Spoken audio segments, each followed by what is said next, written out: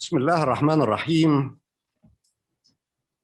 Honorable Chief Justices, President, Senior Justices of African jurisdictions, respected observer guests,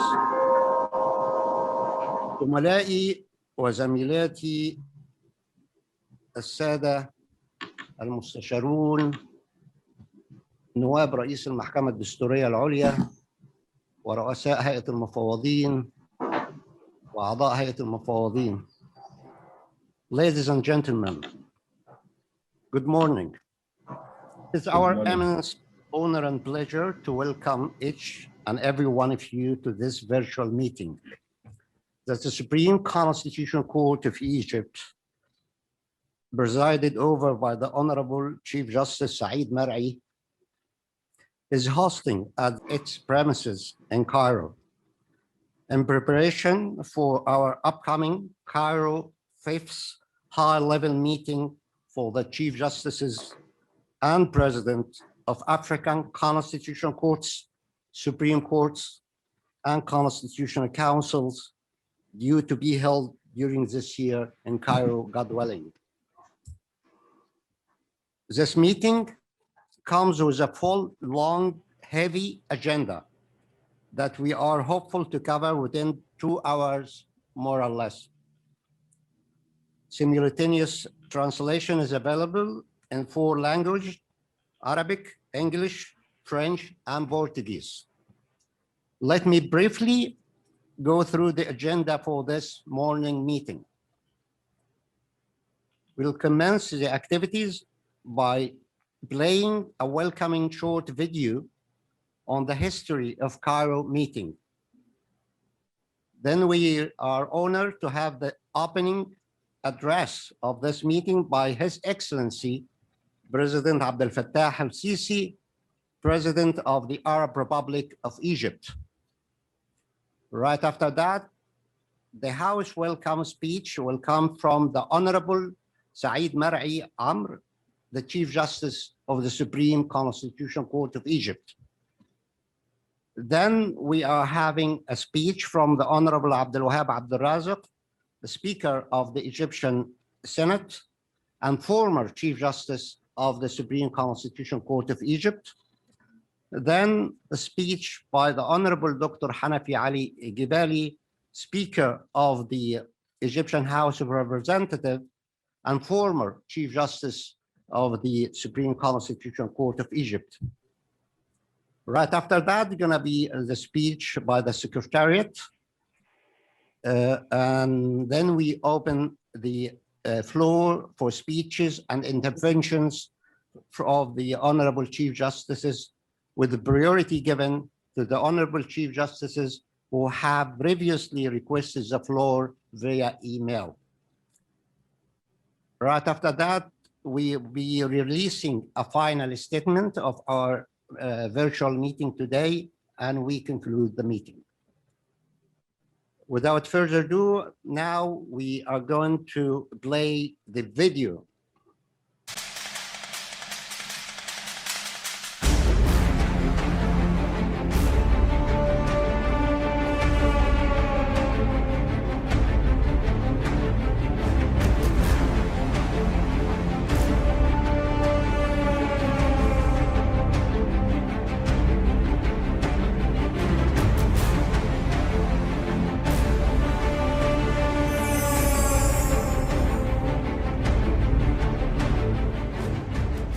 Under the auspices of His Excellency Abdel Fattah al-Sisi, President of the Arab Republic of Egypt, the Egyptian Supreme Constitutional Court is proud to organize and host Cairo High-Level Meeting, an annual event that provides the Chief Justices, Presidents, and Senior Justices of the Constitutional Courts, Supreme Courts, and Constitutional Councils in Africa with a solid platform for their collaboration and cooperation on issues of common concern at the continental level, and enables the voice of the African judiciary to be recognized within the global community.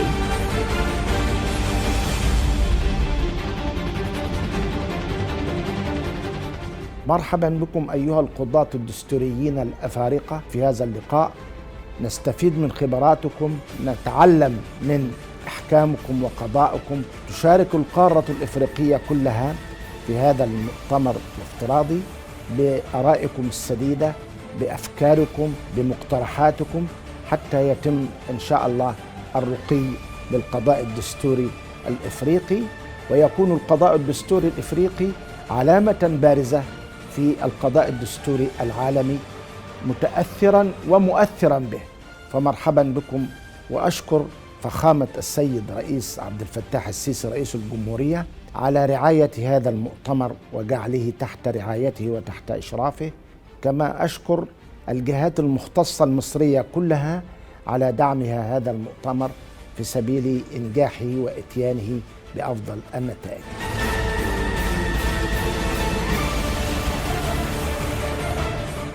تولي جمهورية مصر العربية التعاون القاري مع أشقائنا الأفارقة اهتماما كبيرا، وتحرص القيادة السياسية الواعية لفخامة السيد الرئيس عبد الفتاح السيسي رئيس الجمهورية على دعم هذا التعاون دوما والارتقاء به.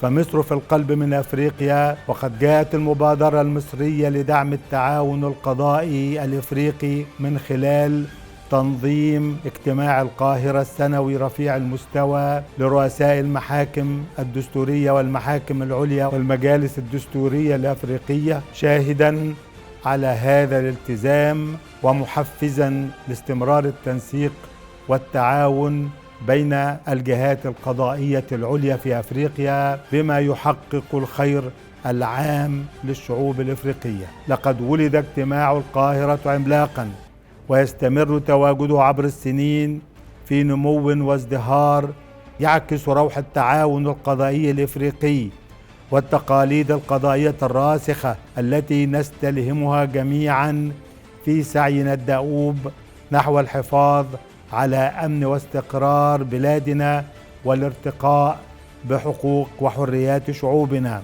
وإنني على يقين أننا من خلال تعاوننا المثمر المشترك سنقدم لأفريقيا والعالم أجمع نموذجا فريدا لحركة التعاون القضائي الدولي في المجتمعات المعاصرة.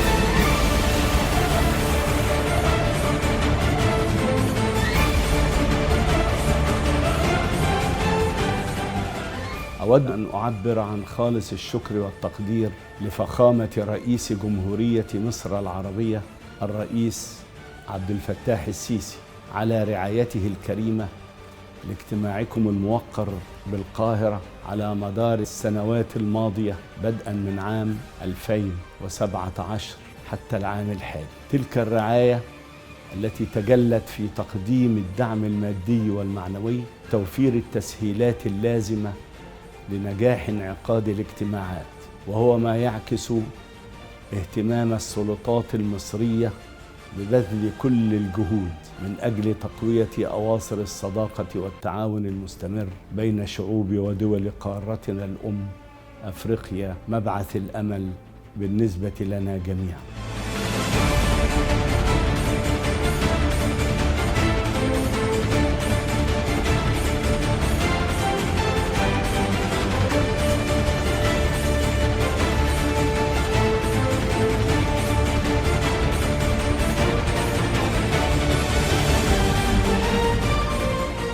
العلاقات المصرية الأفريقية كانت ولا زالت على مدار العصور محل اهتمام عميق من الدولة المصرية، استرجاعا للروابط الحضارية والتاريخية التي تربط مصر بجميع الدول الأفريقية في جميع المجالات الاقتصادية والاجتماعية والفنية والقانونية. وفي المجال القضائي وبمبادرة من فخامة الرئيس عبد الفتاح السيسي، وعلى مدار ال5 سنوات السابقة شرفت المحكمة الدستورية العليا في مصر باستضافة الاجتماع الدوري اجتماع القاهرة رفيع المستوى لرؤساء المحاكم الدستورية والمحاكم العليا والمجالس الدستورية الإفريقية.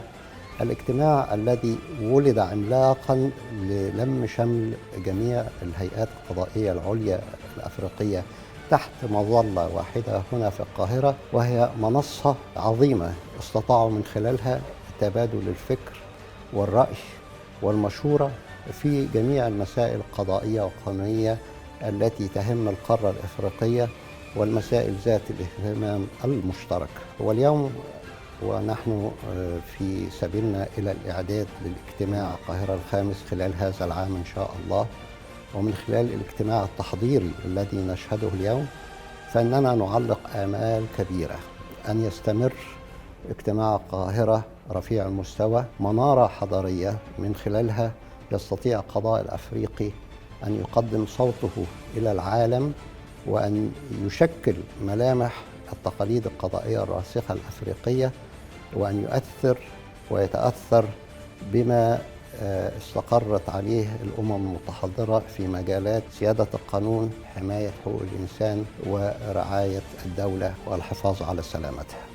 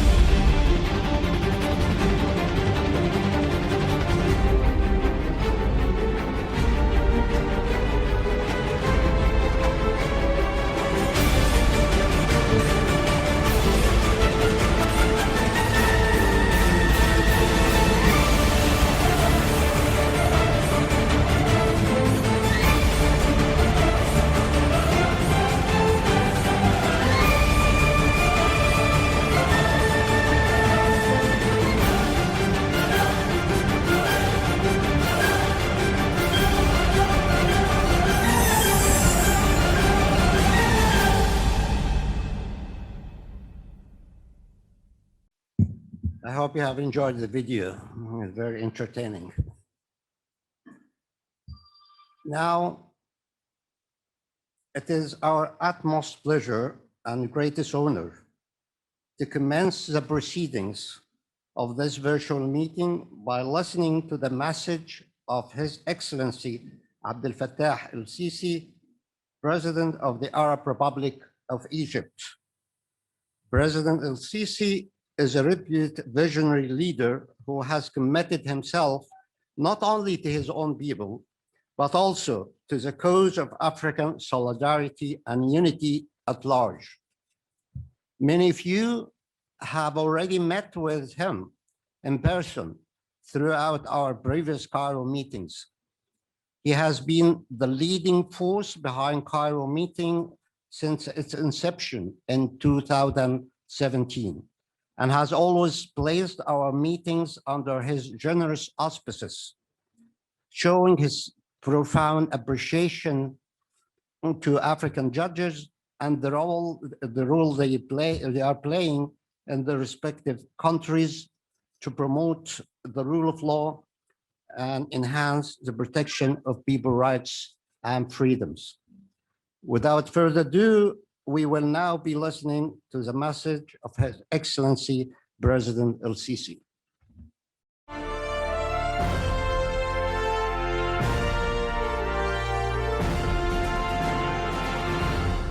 بسم الله الرحمن الرحيم.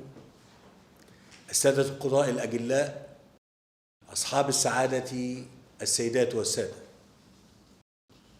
يسعدني أن أتوجه بالتحية إليكم اليوم بصفتكم خيرة العقول القانونية لقارة إفريقيا في الوقت الذي يجري فيه الإعداد لاستقبالكم من جديد بالقاهرة قريبا.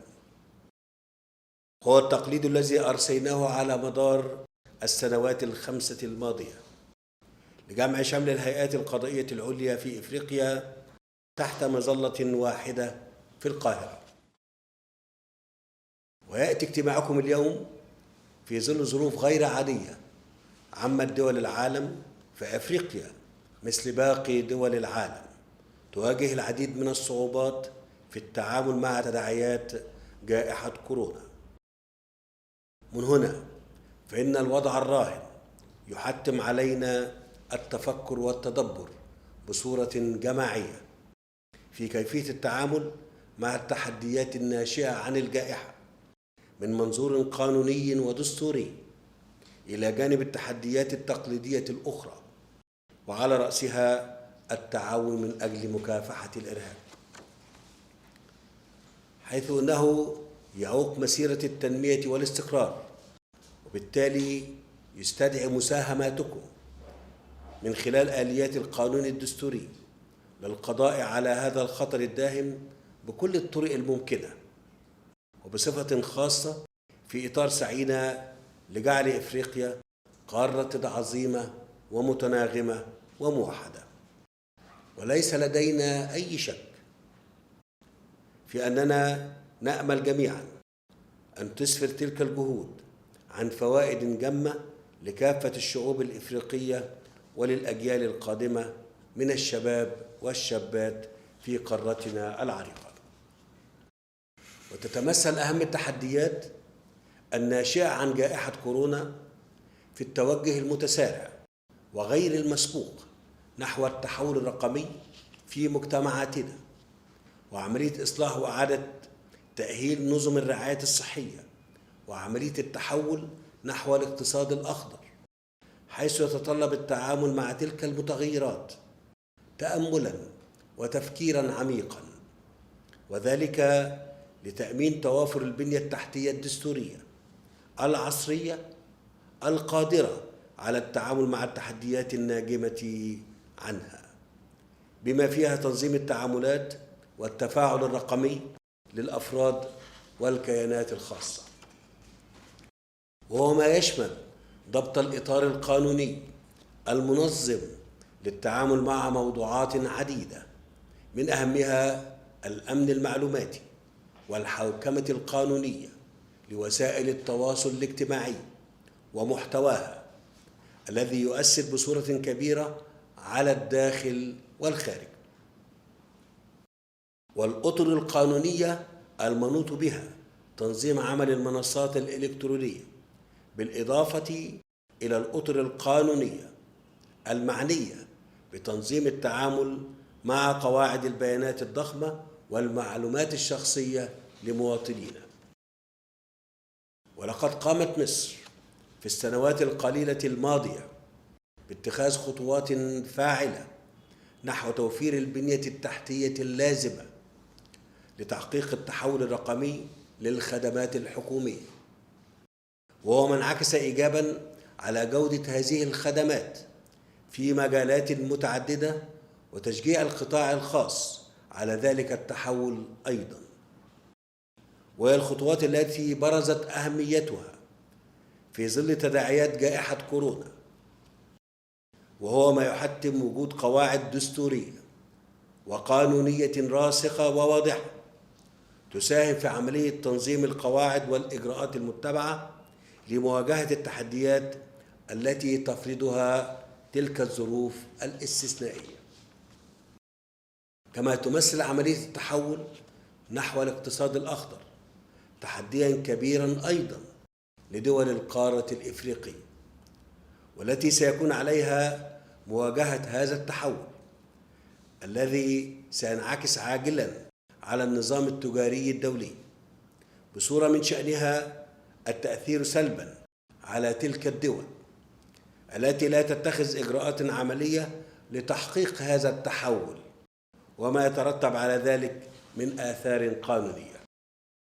السيدات والسادة، إن دساتير بلادنا هي وثائق قانونية حية ترشد وتوجه جميع الجهود التشريعية والقانونية والأنشطة الاقتصادية والسياسية في التعامل مع مختلف التحديات السالفة الذكر، كما أنها يجب أن تخضع دوما للمراجعة والتحديث لتقدم أفضل توجيه وإرشاد ممكن لشعوبنا ومجتمعاتنا من خلال تعاملها مع عالم تتطور ملامحه في ظل بيئة اقتصادية واجتماعية وسياسية وقانونية سريعة التغير. وعليه فإنني أدعوكم اليوم كخيرة العقول القانونية الإفريقية إلى التباحث حول تلك التحديات عند تشريفكم مصر خلال شهر يونيو القادم، وإلى التشاور مع الخبراء الدوليين وكافة الجهات الدولية المعنية ذات الاختصاص الفني في تلك الموضوعات، والعمل بصورة جماعية نحو وضع قواعد دستورية إفريقية مشتركة للتعامل مع تلك التحديات، بما يدعم رؤيتنا المشتركة نحو بناء مستقبل موحد ومتناغم وزاهر لإفريقيا. كما أدعوكم في هذا السياق أيضا إلى الاستفادة من المنصة الرقمية القضائية الإفريقية، والتي تم إطلاقها في القاهرة وفقا لما اتفقتم عليه في اجتماعاتكم السابقة في التواصل والتباحث حول تلك الموضوعات المهمة، بما يأتي بالنفع والخير على إفريقيا ومستقبل شعوبها. وأود أن أعرف في نهاية حديثي عن تمنياتي بنجاح اجتماعكم التحضيري اليوم، وتطلعي لرؤيتكم جميعا عند تشريفكم مصر لحضور اجتماعكم الخامس رفيع المستوى قريبا إن شاء الله. أشكركم على حسن الاستماع. تحيا مصر وتحيا إفريقيا، والسلام عليكم ورحمة الله وبركاته.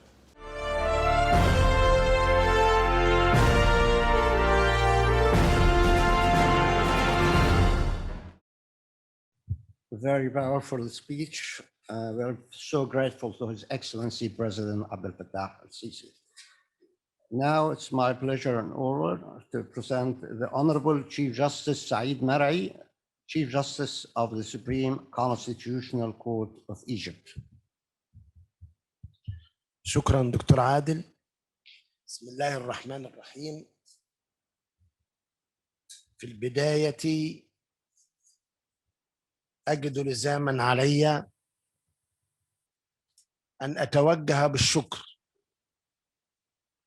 لفخامة الرئيس عبد الفتاح السيسي رئيس جمهورية مصر العربية على رعايته للمؤتمر الافتراضي للخامس لمؤتمركم الموقر إن شاء الله، رغم مشاغله الجسام، إلا أنه لم يألو جهدا في رعاية هذا المؤتمر. وهكذا عهدنا رئيس الجمهورية الرئيس عبد الفتاح السيسي برعايته لمؤتمراتنا السابقة والمؤتمر الحالي، وكانت هذه الرعاية هي العامل الأول والرئيس في إنجاح مؤتمراتنا السابقة والمؤتمر الحالي إن شاء الله. فخامة الرئيس عبد الفتاح السيسي هكذا عهدناه لم يألو جهدا في سبيل رفعة مصر، فبعد أن عمل ونجح في تثبيت أركان الدولة المصرية، بدأ بإخلاص شديد وبجدية شديدة في تنمية مصر في جميع المجالات، ويظهر ذلك واضحا في كل مجال من المجالات. وما زال فخامة الرئيس عبد الفتاح السيسي يعمل على تنمية مصر والوصول بها إلى أعلى مستوى من الرقي والتقدم. القضاة الأفارقة الأعزاء، مرحبا بكم في هذا المؤتمر الافتراضي الذي يبدأ من القاهرة. مرحبا بكم من القاهرة، تحية تقدير وإعزاز لكم جميعا.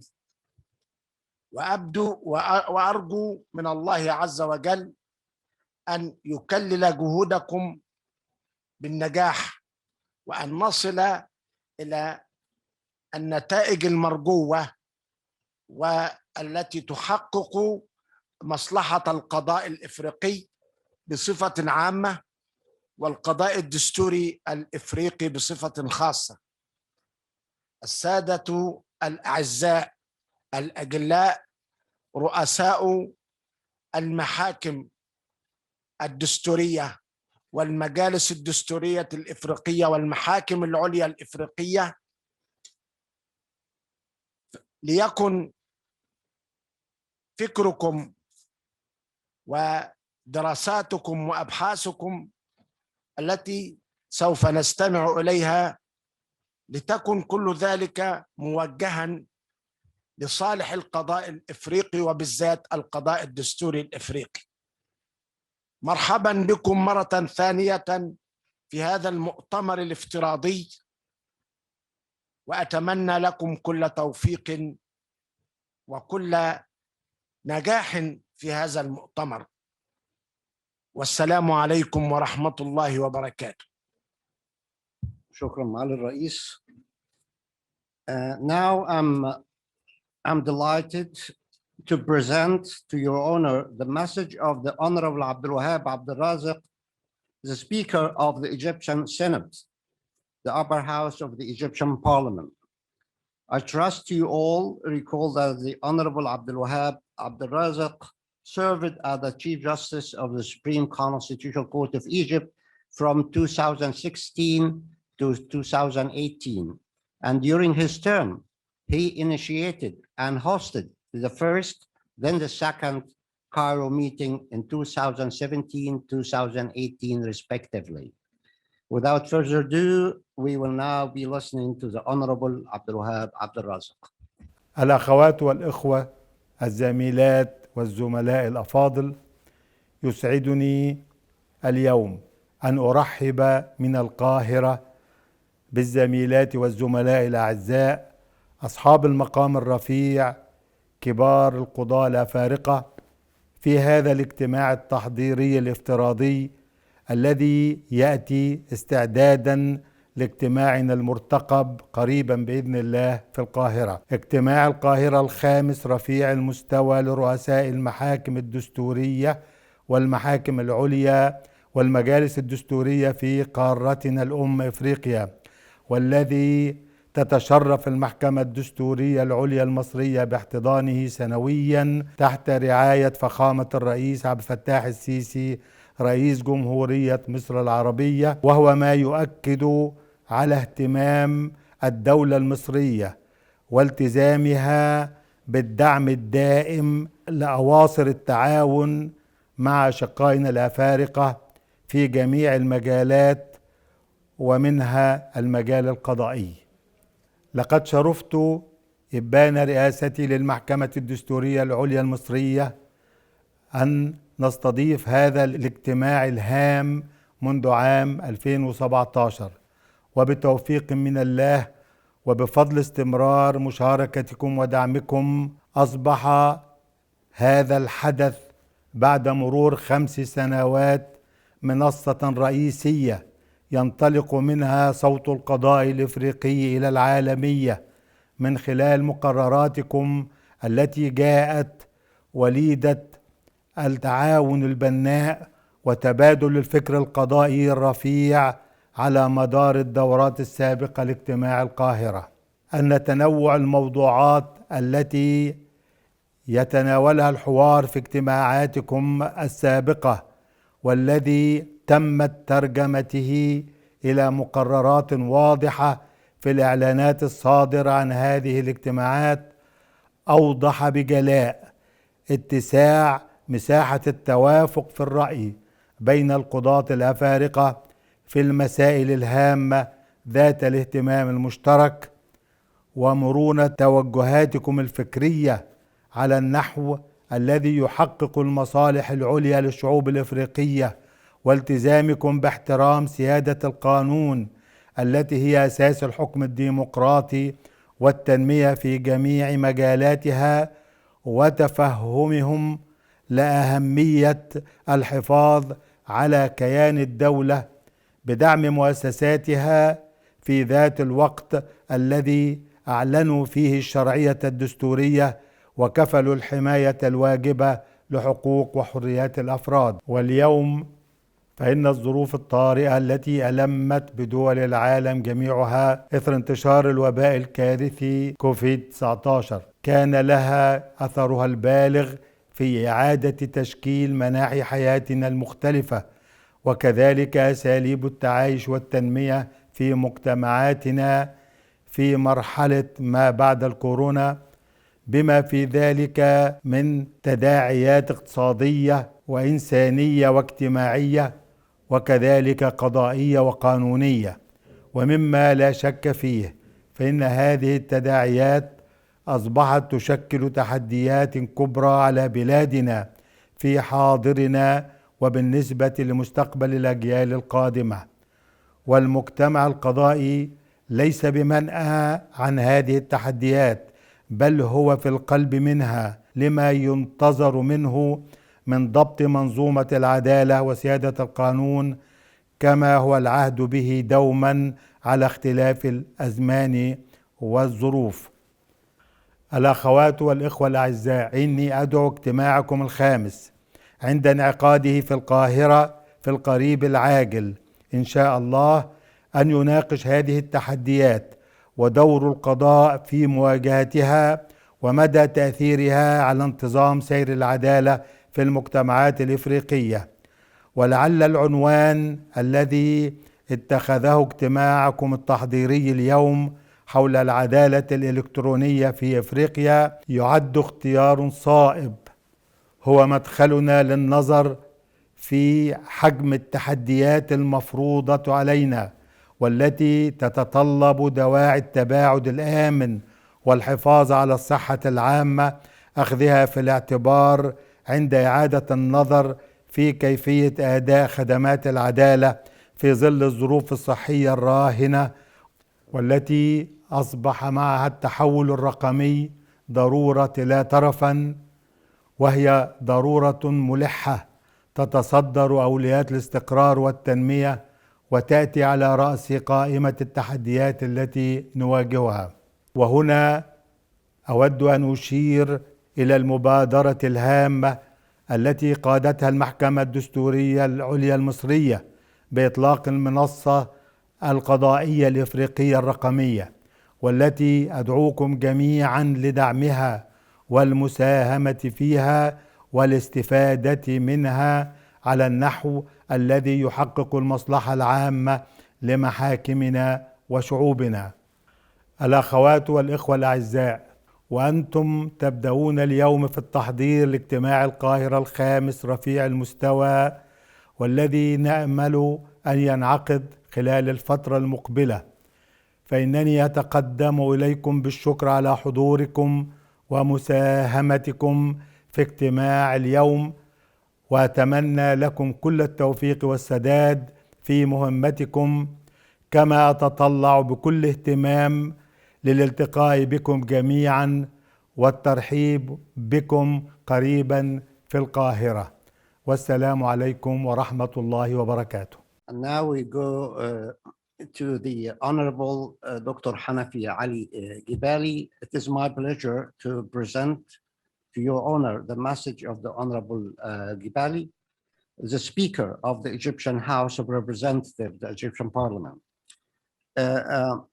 I have no doubt that many of you already know him through his engagement in many international judicial activities and during his term as the Chief Justice of the Supreme Constitutional Court of Egypt from 2018 to 2019. During his term, the Honorable Gibali hosted the third Cairo meeting in 2019, wherein the African Judicial Electronic Hub was launched. Without further ado, we'll be listening now to the Honorable Gibali. أصحاب المعالي والسعادة، رؤساء وقضاة المحاكم والمجالس الدستورية والعليا الإفريقية.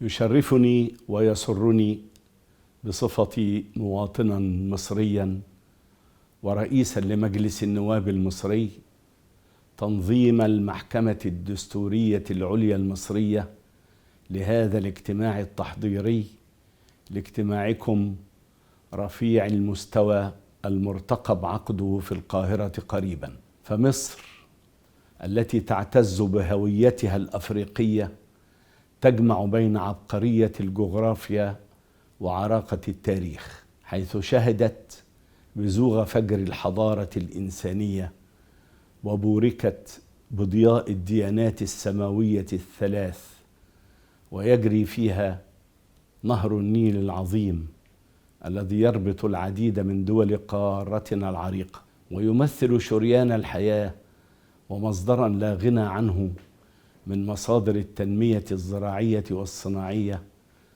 ويجري في شرايين حياة المصريين ويبعث الأمل في نفوسهم كل صباح.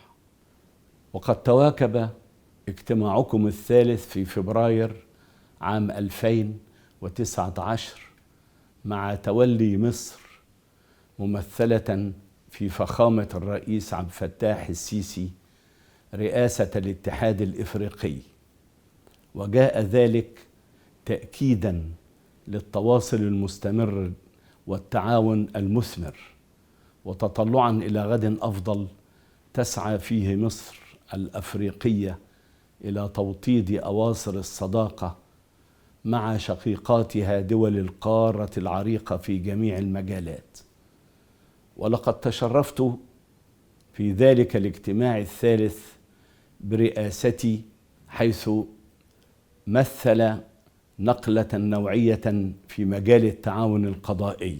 شهد الاجتماع إطلاق الموقع الإلكتروني لشبكة المعلومات التي تربط بين المحاكم والمجالس الدستورية والعليا الإفريقية، توفيرا للمعلومات في جميع المجالات التي تهم هذه المحاكم من أجل تفعيل تبادل الخبرات والإلمام المستمر بأحدث الأحكام والمبادئ القضائية. وجاء إطلاق هذا الموقع الإلكتروني إلى جانب الحرص على دورية انعقاد اجتماعكم السنوي من بين توصياتكم المهمة التي توجت بالتوجيه السامي والدعم المباشر من فخامة رئيس جمهورية مصر العربية الرئيس عبد الفتاح السيسي، حرصا من فخامته على نجاح التواصل المستمر بين قمم القضاء في قارتنا العريقة. أصحاب المعالي والسعادة، الرؤساء والقضاة الأجلاء، حراس الدستور وسدنة العدالة، إنما حققتموه من نجاحات باهرة على مدار السنوات الأربع السابقة من خلال تجمعكم هذا، لهو مثار لكل إعجاب وفخر لنا جميعا، ودليل على قدرتكم على العمل الجماعي لخلق مجالات أوسع للتعاون المشترك في نطاق القضاء الأفريقي، وهو ما يستوجب العمل الدؤوب المستمر في سبيل أن يكون اجتماع القاهرة واحدا من أهم مظاهر الإشعاع القضائي في قارتنا السمراء. إن شعوب قارتنا الأم تتطلع إلى اجتماعكم الموقر وتتوقع منه النتائج والتوصيات التي تسهم في تحقيق آمالهم في العدل وحماية الحقوق والحريات في ظل قضاء يحافظ على قيمه ومبادئه وتقاليده من أجل غد أفضل ومستقبل زاهر للمواطن الأفريقي. أصحاب المعالي والسعادة، الرؤساء والقضاة الأعزاء الموقرين، بكل عبارات الحب والترحيب أتمنى لكم التوفيق والنجاح في اجتماعكم التحضيري لاجتماعكم المقبل في القاهرة، وأن يتطور باستمرار ما تنجزونه وما تتوصلون إليه من نتائج وتوصيات في سبيل ضمان تحقيق الحريات والحقوق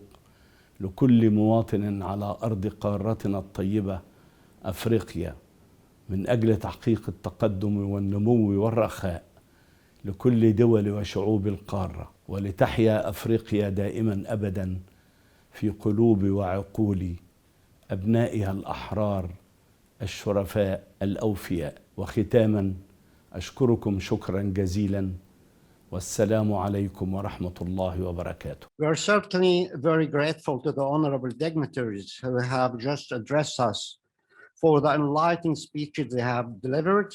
Indeed, they have given us food for thought that will help develop the discussion we're about to begin. Let me once again welcome each and every one of you to this important virtual preparatory meeting that takes place at such unprecedented times, wherein the entire world is still suffering from the devastating consequences of the spread of coronavirus. Supreme Constitutional Court of Egypt is privileged to host this meeting in preparation for our upcoming Cairo fifth high-level meeting this year. Since its establishment in 2017, Cairo meeting has created a unique platform for top African judicial decision makers to get together and share their wisdom on the ongoing judicial challenges, encountering them in their respective jurisdiction. Honorable colleagues, in his opening address today, His Excellency Abdel Fattah al-Sisi, President of the Arab Republic of Egypt, announced that the fifth high-level meeting is due to be held here in Cairo this coming June. This is good news indeed. We are hopeful that the situation will soon change and we will all be able to travel again, and for you to be able to come here to Cairo. We are grateful to the vision and unlimited support we have been receiving from His Excellency President al-Sisi that made our meetings possible and regularly convene under his generous auspices. The Egyptian government has always shown its support to our forum and is keen to continue doing so in future in order to ensure its commitment to the great cause of African brotherhood and unity, and respect to the supremacy of rule of law that is the cornerstone of good governance in our societies. The General Secretariat of Cairo meeting should shortly be in touch with you all to inform you about the exact date of the meeting during the month of June. So long as we are together, Cairo meeting will remain the forum that provides the base upon which our unique judicial tradition will flourish, with a commitment and determination to collectively face whatever challenges are there before us. Honorable colleagues and friends, there are so many challenges that we need to address as our people and our countries continue to progress without any further fear or delays. In his opening address this morning, His Excellency Abdel Fattah al-Sisi has drawn our attention to a number of critical challenges that Africa and the rest of the world are facing at the moment. Most prominent among these serious challenges is combating terrorism, a challenge that hampers Africa's rise on the road to development and prosperity. Also, the unprecedented strong drive towards the digital transformation of societies and decarbonization or greening the economy, all driven by the impact of the pandemic and lessons learned in dealing with it. As he made it clear the legal challenges in dealing with those new frontiers require a deep reflection by Africa's legal constitutional minds to ensure that our legal and constitutional infrastructure is up to date to deal with those challenges. While preparation for our fifth Cairo meeting are underway, the General Secretariat suggested that the above-mentioned challenges be included in its agenda. In addition to other such relevant challenges that have an impact on African judiciaries at the age of this severe pandemic that affected all of us. The General Secretariat will always welcome your suggestions once they have become available. Honorable colleagues and friends, we are delighted and honored to have this opportunity of working together with you. And let me assure you that we do very much appreciate and value our connections and association with our African colleagues. And we will remain committed to further strengthen our bond of trust, solidarity, cooperation, and unity with all of you in the future. Viva Egypt, Viva Africa, God bless you all. Now it's time to open the floor for intervention of our esteemed participant.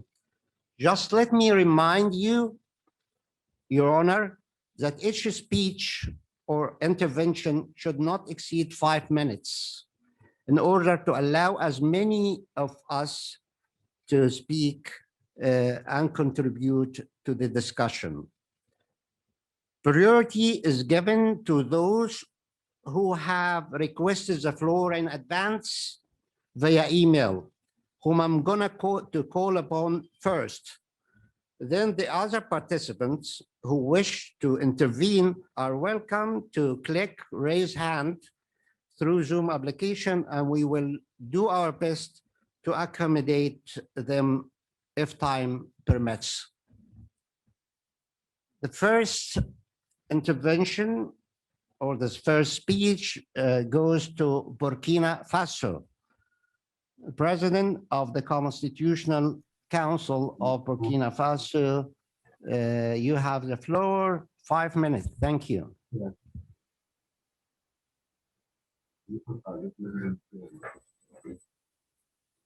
Bonjour à tous.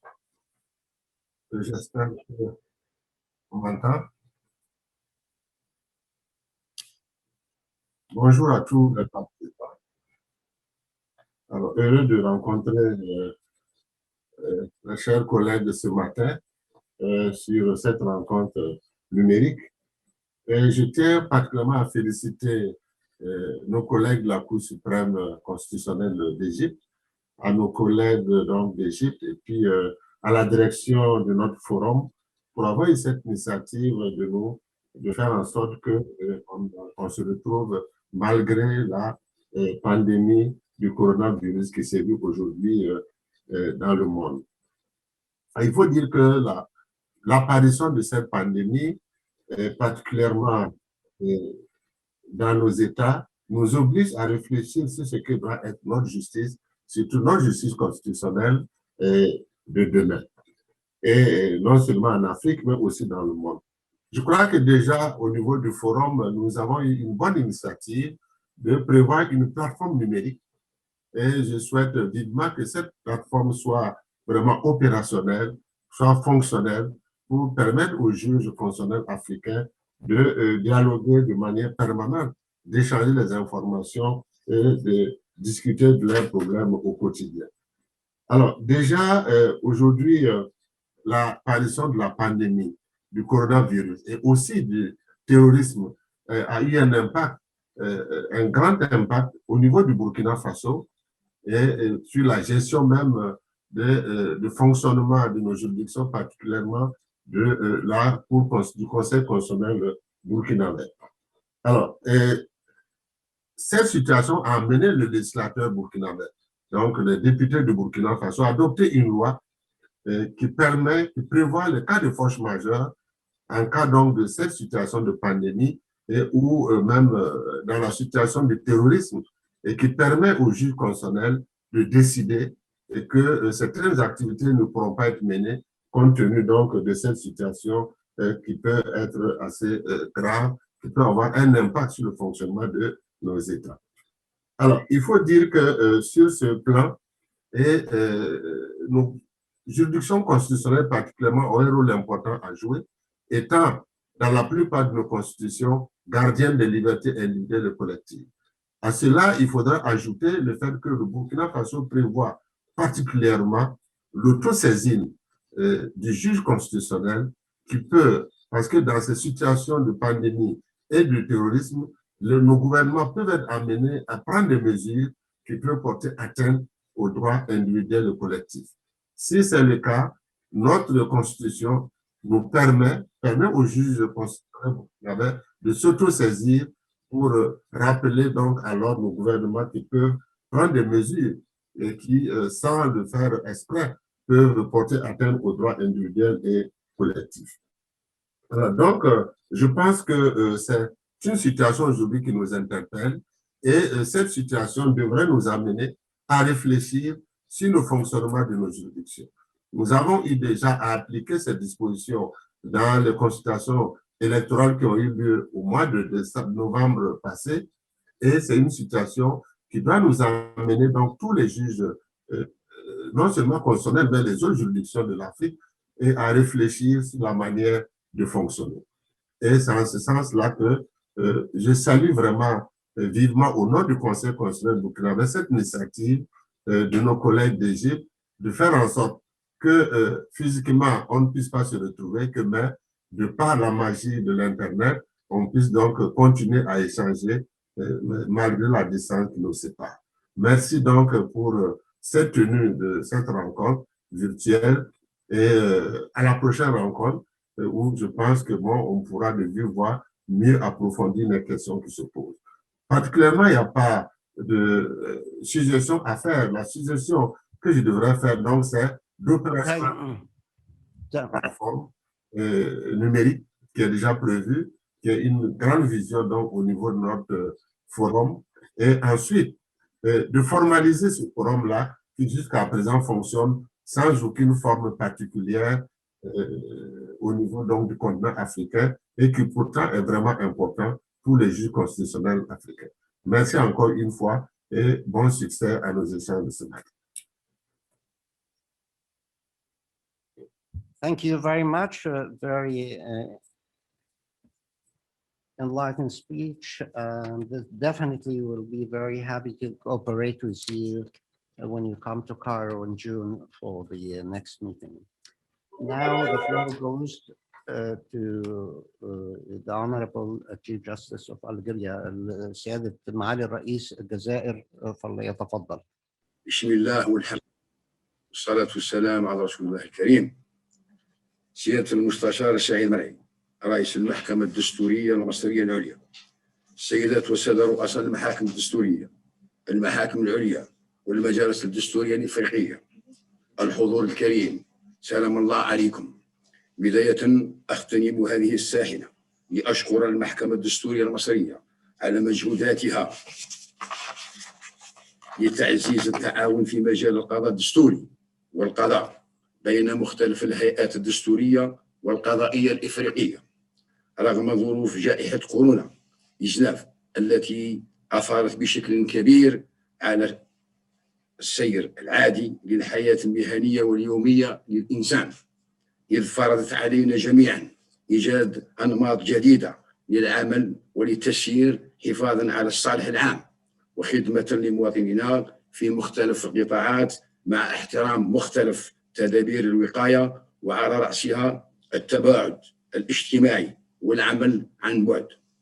وعلى غرار العديد من دول العالم بادرت الجزائر تحت القيادة الحكيمة للسيد عبد المجيد تبون رئيس الجمهورية وأفراد الطاقم الحكومي إلى مواكبة هذه الظروف الاستثنائية من خلال تكثيف اعتمادها على وسائل الاتصال الحديثة ضمانا باستمرار خدمات القطاعات المتصلة بالحياة اليومية للمواطن خاصة ما تعلق منها بالإدارة والعدالة لتسهيل وصوله إلى مختلف المرافق والخدمات، وكذا تسهيل التواصل بين مختلف الفاعلين في جميع الميادين. للعلم فإن مسار الرقمنة في الجزائر ليس وليد الظروف الناجمة عن تفشي جائحة كورونا، إذ تبنت البلاد مشروع الجزائر الإلكترونية سنة 2008، والذي يرمي إلى تعزيز استخدام الوسائل الإلكترونية في الإدارة وعصرنتها وفي مختلف المؤسسات ذات الصلة بالحياة اليومية، مع تهيئ الإطار التشريعي الجزائري يتماشى ومتطلباتها. وقد عمدت الحكومة الجزائرية إلى تعزيز مجموعة الخدمات الإلكترونية والمتاحة للمواطن عبر الإنترنت في قطاعات الإدارة والعدالة، إذ أصبح المواطن الجزائري قادر على استصدار مختلف وثائق الحالة المدنية والمحررات القضائية عبر منصات الإلكترونية ودون الحاجة إلى التنقل إلى المؤسسات المعنية بإصدارها، كما تم تعويض الاجتماعات الحضورية باجتماعات عن بعد بالشكل الذي يضمن الحد الأكبر من الوقاية ضد الفيروس. والجدير بالذكر أن استخدام مختلف الخدمات العمومية الإلكترونية عن بعد يتم عبر مسارات مؤمنة تتسم بتكنولوجيات عالية الدقة تسمح بضمان الاتصال بوضوح وبتخزين مختلف الوثائق وحتى مجريات الاجتماعات. من جهته حرص المجلس الدستوري على المشاركة في مختلف الفعاليات الدولية المتعلقة بالقضاء الدستوري باستخدام تقنيات التخاطب عن بعد، من بينها المشاركة في الجامعة الصيفية التي نظمتها المحكمة الدستورية التركية يوم 7 و8 سبتمبر 2020 حول موضوع تقييد الحقوق والحريات خلال الطوارئ الصحية حالة فيروس كوفيد-19 نموذجا، حيث تم استعراض التجربة الجزائرية. كما شارك في الدورة العادية 125 للجنة البندقية اللجنة الأوروبية للديمقراطية عن طريق القانون. كما شارك مؤخرا في النقاش العلمي الثالث للخبراء في المجال الانتخابي المنظم يوم 16 فبراير الماضي حول موضوع إمكانية الوصول إلى المسار الانتخابي المنظم من طرف ذات الهيئة بالتعاون مع السلطة الرومانية الدائمة للانتخابات. كما بادر المجلس الدستوري إلى تنظيم فعاليات ترمي إلى نشر الثقافة الدستورية باستخدام التكنولوجيات الحديثة.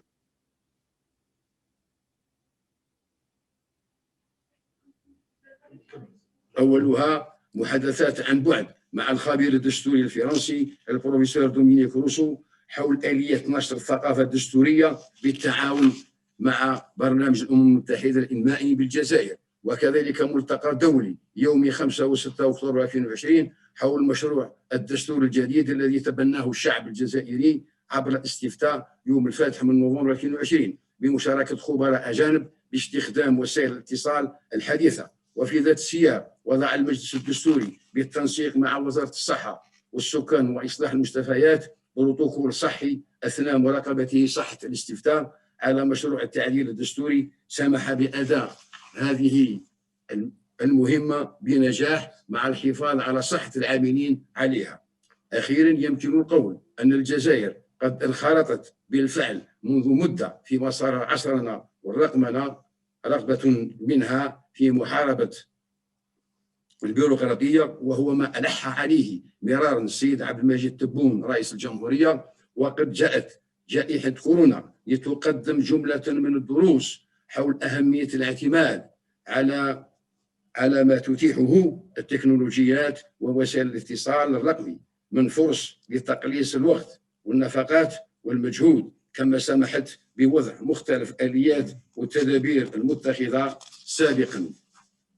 موضوع تجربة فعلية وتطوير، إذ أبانت الكثير من الخدمات عن فعاليتها، كما سمحت في تسريع مسار الرقمنة والعصرنة من خلال تطوير وتبني آليات أخرى، من بينها تقنية المحاكمة عن بعد وجملة من الخدمات الأخرى المقدمة عبر الإنترنت، والتي ستسهل لا محل العبور إلى العدالة الدستورية والقضائية الإلكترونية الكاملة.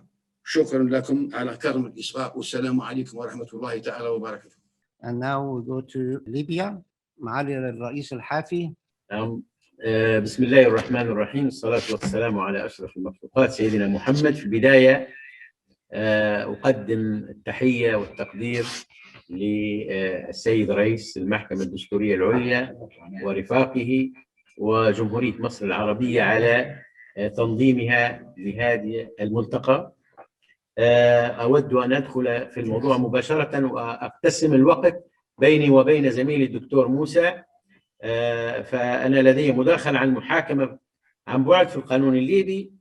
من المعلوم بأن الحق في محاكمة عادلة من الحقوق الأساسية التي حرصت على تأكيدها كافة الدساتير والمواثيق المحلية والدولية، والمحاكمة العادلة تكون بواسطة محكمة وقاضي محايد مستقل ومواجهة بين الخصوم والدفاع والشهود في جلسة علنية، غير أن الضرورة قد تقتضي الخروج عن تلك المبادئ في عدة حالات. وبعد ظهور وسائل الاتصال الحديثة حاول المشرع توظيفها خدمة للعدالة، وفي حالة يتعذر على أطراف الخصوم المثول أمام المحكمة جسديا. لذلك الغرض صدر القانون رقم 7 لسنة 2014 عدل بموجبه المشرع المادة 241 إجراءات جنائية في إجازة نقل المحاكمة عبر قنوات فضائية، ثم أضاف إلى المادة 243 فقرة جديدة أجاز بموجبها الاستعانة بوسائل التواصل لربط المتهم بقاعة الجلسة وكذا الشهود والخبراء والمدعين بالحق المدني، وذلك في حالات الضرورة التي تقدرها المحكمة وفقا لظروف الحال. وعليه فإن القانون الليبي أخذ بنظام المحاكمة عن بعد للضرورة، ووسع من مفهوم العلنية والمواجهة بين الخصوم من خلال الاعتداد بالحضور الافتراضي.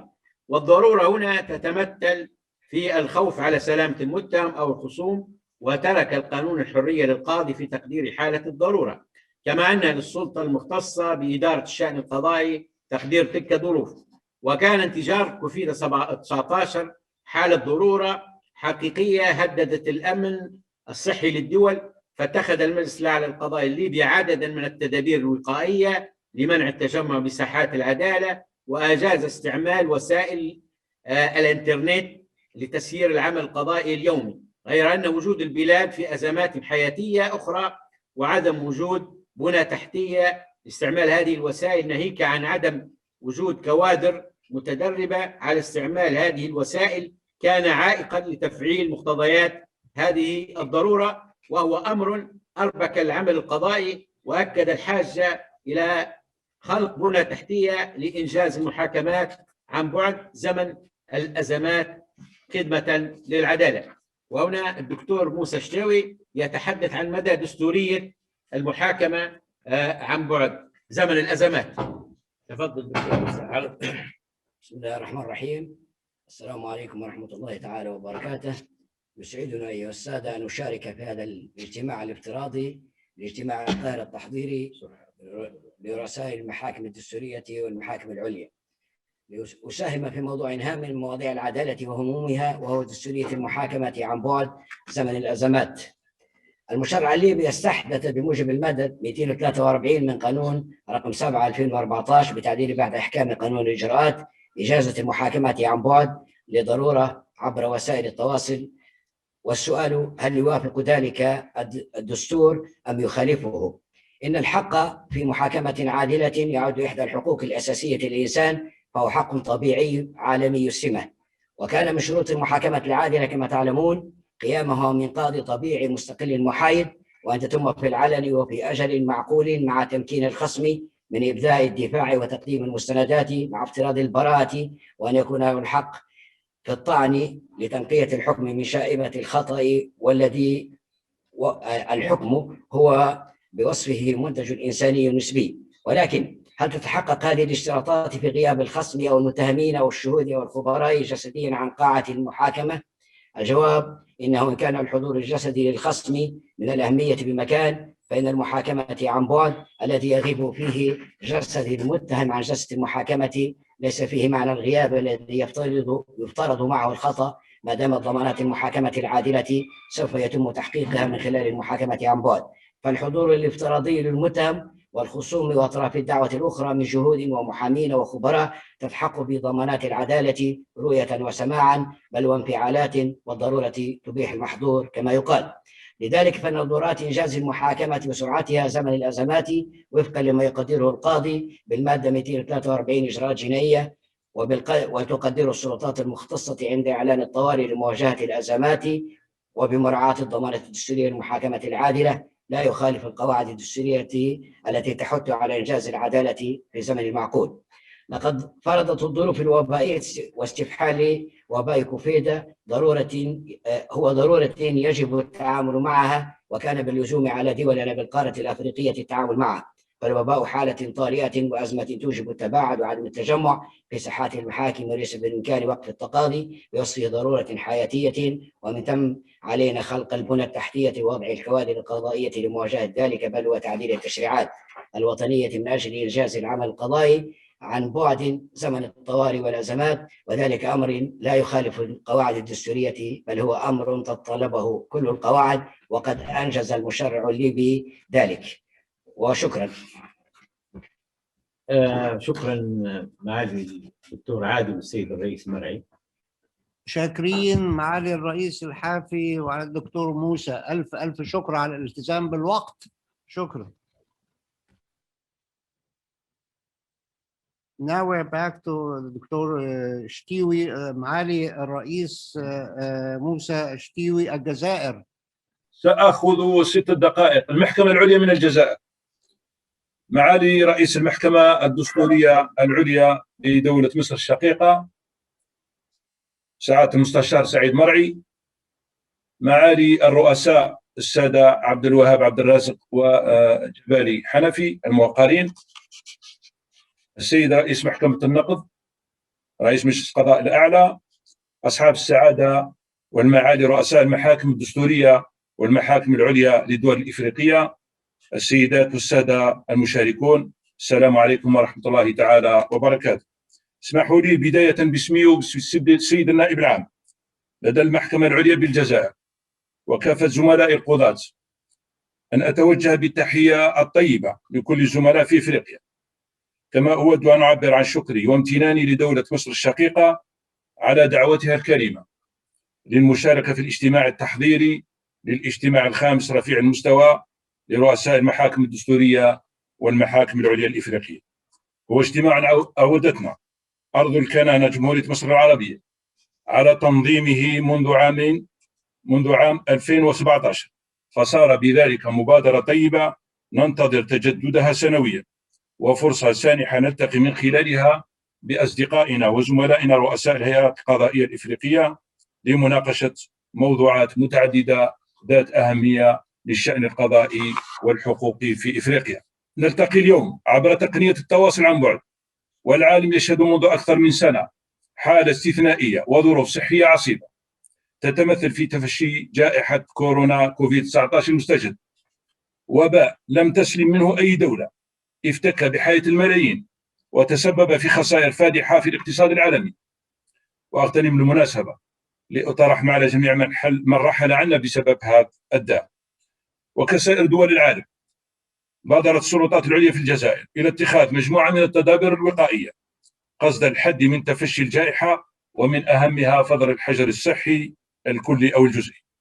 ولم يكن مرفق القضاء بمنع عن هذه الوضعية الاستثنائية، بحيث أقرت السلطات القضائية ابتداء من شهر مارس 2020 مجموعة من التدابير الوقائية تماشيا مع الوضع العام الذي شهدته البلاد منذ بداية الأزمة الصحية. وأقرت المحكمة العليا تفعيل حالة القوة القاهرة لتمديد الآجال طبقا لقانون الإجراءات المدنية والإدارية، كما شرعت السلطات العمومية في إقرار تدابير بديلة، وبالأخص تشجيع العمل عن بعد وتعميمه. واستأنف جهاز القضاء بمختلف مستوياته نشاطه تدريجيا، مستغلا في ذلك الخدمات الإلكترونية عن بعد التي كان يوفرها للمتقاضين والمواطنين قبل ظهور الجائحة، وتطوير أخرى بما يتماشى مع الوضع الراهن، وذلك في إطار مشروع صناعة القطاع ورقمنته.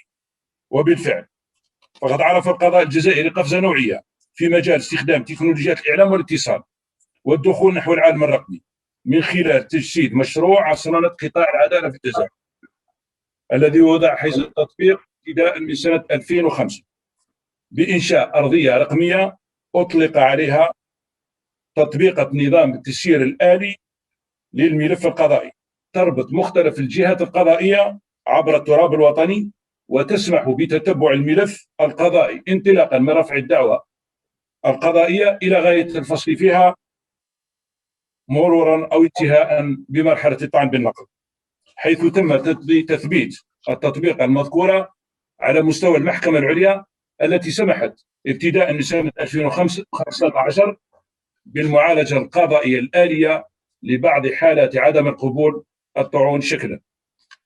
وتتجه المحكمة العليا إلى التخلي كليا عن الملفات الورقية واعتماد الملف الرقمي أو الإلكتروني الذي يتيح سهولة تبادل الوثائق سواء بين أمانة الضبط أو فيما بين القضاة أنفسهم أثناء المداولات مثلا، مما سيسمح في المستقبل القريب من إجرائها المداولات عن بعد. وفي هذا الصدد يتم اختبار نظام العمل الجديد في 4 أقسام نموذجية في المادة الجزائية والعقارية والاجتماعية ولجنة التعويض عن الحبس المؤقت تحضيرا لتعميمه على كل التشكيلات القضائية للمحكمة العليا. من جهة أخرى فإن الجزائر التي طورت شبكة اتصال داخلي خاصة بقطاع العدالة من خلال قانون العصرنة الصادر في 2015 استفادت منها بشكل جلي أثناء تفشي الجائحة لتقديم خدمات قضائية إلكترونية، من بينها اعتماد تقنية التصديق والتوقيع الإلكتروني اللتان تسمحان بتمكين كافة المتدخلين في نشاط القطاع من إمضاء مختلف محرراتهم بتوقيع إلكتروني موثوق، استخراج المواطنين لصحيفة السوابق القضائية وشهادة الجنسية إلكترونيا أو منضاتين إلكترونيا، السماح للمحامين بسحب القرارات والأحكام موقع إلكترونيا عبر الإنترنت، إمكانية سحب قرارات المحكمة العليا ومجلس الدولة موقع إلكترونيا انطلاقا من أي مجلس من المجالس القضائية المنتشرة عبر ربوع الوطن، إمكانية إجراء التصحيح الإلكتروني للأخطاء الواردة بسجلات الحالة المدنية وتقديم طلبات التصحيح والوثائق المرفقة بها عبر الإنترنت، إنشاء أرضية تسمى النيابة الإلكترونية تسمح بتقديم الشكاوي أو طلبات عن بعد وتتبع مآل هذه الشكاوي. سيداتي الفضليات، السادة الأفاضل، إن التخوف من انتشار جائحة كورونا داخل المؤسسات العقابية كان يشكل هاجسا كبيرا في كل دول العالم، فرض أيضا على القضاء الجزائري اعتماد تقنية التواصل المرئي عن بعد سواء خلال مرحلة التحقيق القضائي أو خلال مرحلة المحاكمة، وهذا ما سمح بشكل كبير في تسهيل الإجراءات القضائية، بحيث سارع المشرع الجزائري لتعديل قانون الإجراءات الجزائية بموجب الأمر الصادر في أوت 2020 قصد توسيع شروط اللجوء لاستعمال وسائل الاتصال المسموعة والمرئية أثناء الإجراءات القضائية أو أثناء المحاكمة القضائية، التي كانت تقتصر فقط على حالتين: حالة البعد المسافة وحسن سير العدالة، لتشمل حالات الحفاظ على الأمن أو الصحة العمومية. وسمحت هذه المحادثة المرئية عن بعد خلال السداسي الأول لسنة 2020 من معالجة 14462 قضية عبر مختلف الجهات القضائية، منها 4 محاكمات دولية. يبقى مدى دستورية أو قانونية هذه الإجراءات ربما سنرجع إلى في النقاش مثل ما تفضل به منذ لحظات زميلنا في ليبيا. كانت هذه على عجالة سيداتي سادتي أهم أو تجربة الجزائرية في الأخير. أتمنى النجاح لأشغال هذا الاجتماع الموقر، متمني لكل الدول الإفريقية الصديقة المشاركة السداد والتوفيق، على أمل أن يكون هذا الاجتماع حلقة جديدة لتقوية الروابط وتوطيد أطر التعاون القضائي. أشكركم على حسن الصلاة والسلام عليكم ورحمة الله تعالى وبركاته. شكرا معالي الرئيس. Now we go to Angola. The Vice President of the Constitutional Court of Angola. Good morning. I will talk in Portuguese because this is my mother language.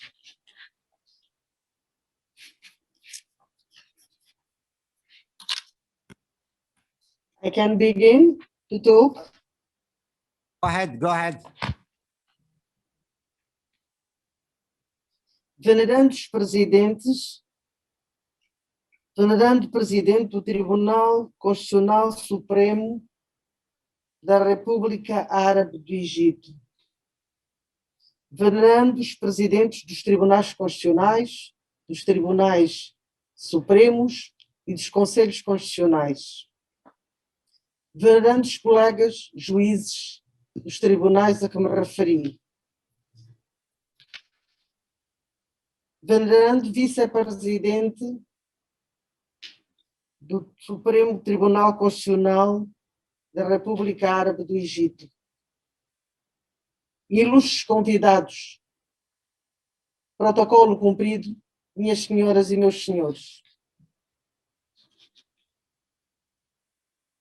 Começamos por agradecer o convite que foi formulado pelo Supremo Tribunal Constitucional do Egito ao Tribunal Constitucional de Angola para participar na reunião virtual preparatória do 5º encontro de alto nível de juízes presidentes dos tribunais constitucionais, dos tribunais supremos e dos conselhos constitucionais da África, que hoje se realiza no Cairo, e a que nós, com muito agrado, todos assistimos. Aproveitamos o ensejo para enaltecer e agradecer a iniciativa dos venerandos presidente e vice-presidente do Supremo Tribunal Constitucional da República Árabe do Egito pelo esforço envidado para a realização desta reunião preparatória do Cairo, mesmo numa altura tão difícil em que todos somos assolados pela pandemia do Covid-19. Iniciativa esta que tem sido coroada de sucesso desde o ano de 2017, a quando da realização pela primeira vez da primeira reunião de alto nível dos juízes presidentes dos tribunais constitucionais, dos supremos tribunais e dos conselhos constitucionais de África. Auguramos que esta reunião preparatória, ou que este encontro preparatório, seja bastante frutífero e, se as condições sanitárias e de segurança assim o permitirem, a 5ª reunião de alto nível de juízes presidentes dos tribunais constitucionais, dos tribunais supremos e conselhos constitucionais da África, possa vir a realizar-se ainda durante este ano.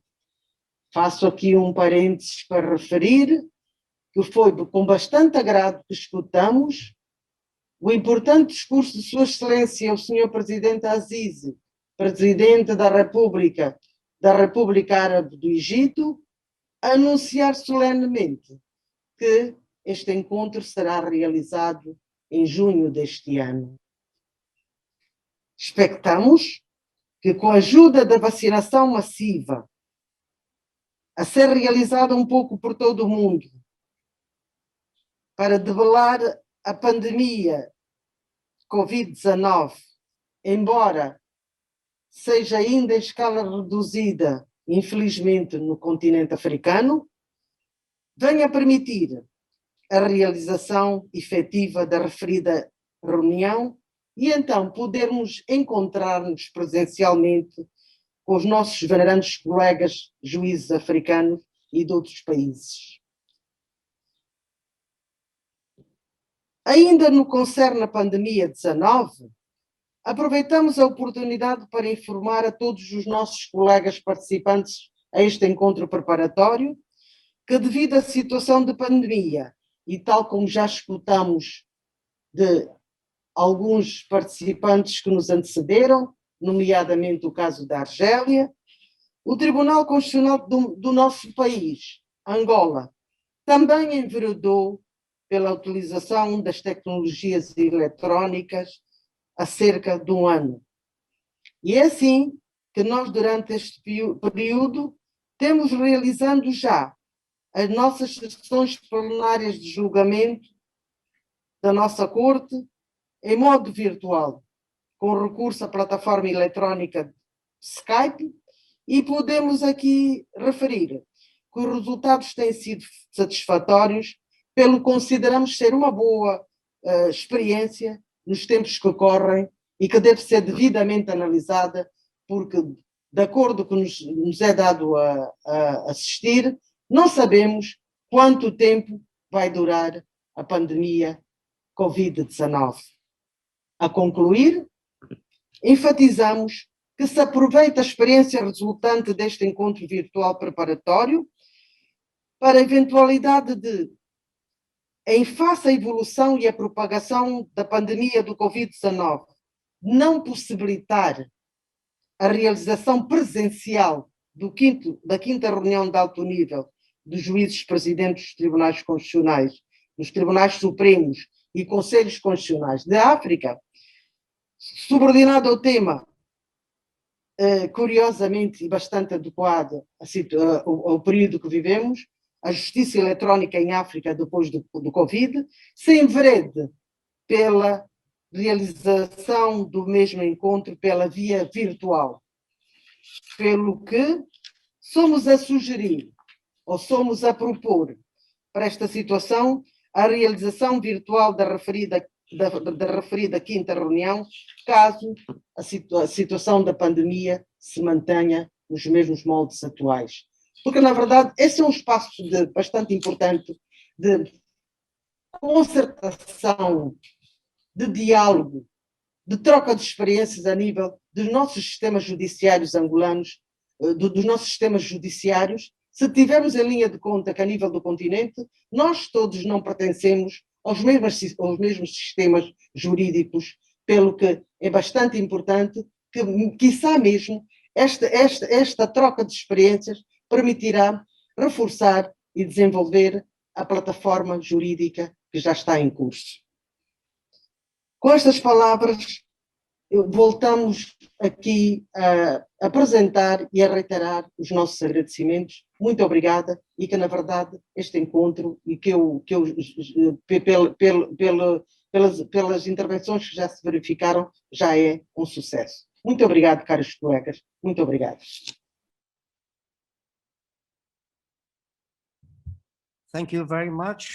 I can assure you that we are very much keen on holding the fifth Cairo meeting physically. We can always meet virtually, but we're still very much keen on having it taking place physically, and hopefully during the month of June, things will be back to order and we can all travel and get to Cairo. Thank you.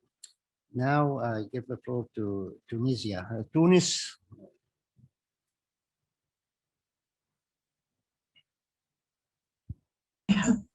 صباح الخير جميعا.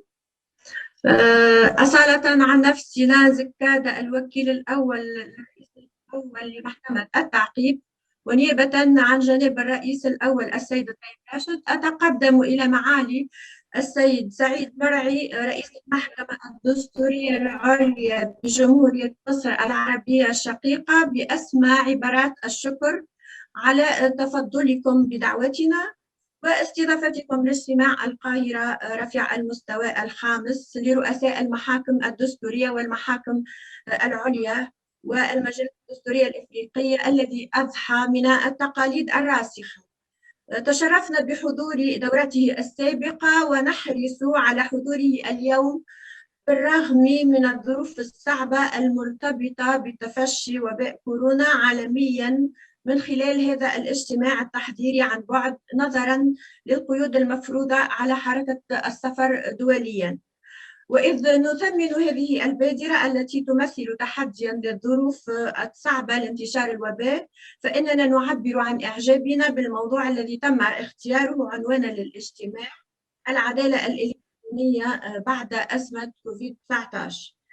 ففي بلدنا تونس سبق لوزارة العدل أن قامت بإعداد مخطط العدالة الرقمية 2017-2020 لتركيز نظام معلوماتي مندمج للمنظومة القضائية، أدرج ضمن المخطط الوطني الاستراتيجي تونس الرقمية 2020، ويهدف إلى تحسين نجاعة إدارة القضاء وتسهيل النظام وتسهيل النفاذ للمنظومة العدلية والمساعدة على حسن القيادة عبر تركيز بنية تحتية عالية الأداء والجودة تعتمد على شبكة لتراسل المعطيات ذات سعة عالية تشمل كافة المحاكم. وتفاعلا مع أزمة فيروس كورونا وما نتج عنها من تعطل سير العمل بالمحاكم، صدر بتاريخ 27 أبريل 2020 المرسوم عدد 12 لسنة 2020 المتعلق بإتمام مجلة الإجراءات الجزائية، الذي منح السلطة القضائية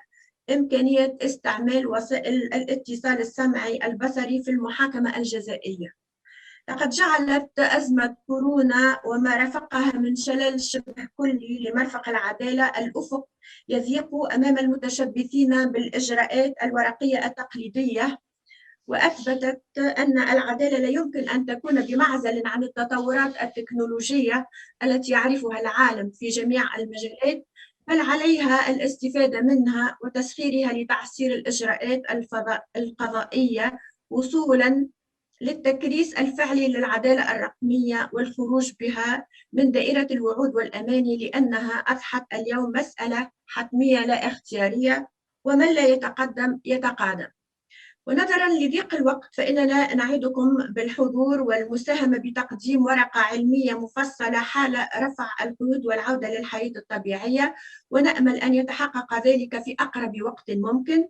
وفقنا الله جميعا لما فيه الخير لبلداننا الإفريقية وللعدالة باعتبارها رسالة شاقة وأمانة صعبة. وإلى لقاء قريب. شكرا. شكرا سيادة الرئيسة، ألف شكر. Now we go to Nigeria, Chief Judge Kashim for Borno State. Nigeria. Thank you. Thank you very much, Honorable Deputy Chief Justice.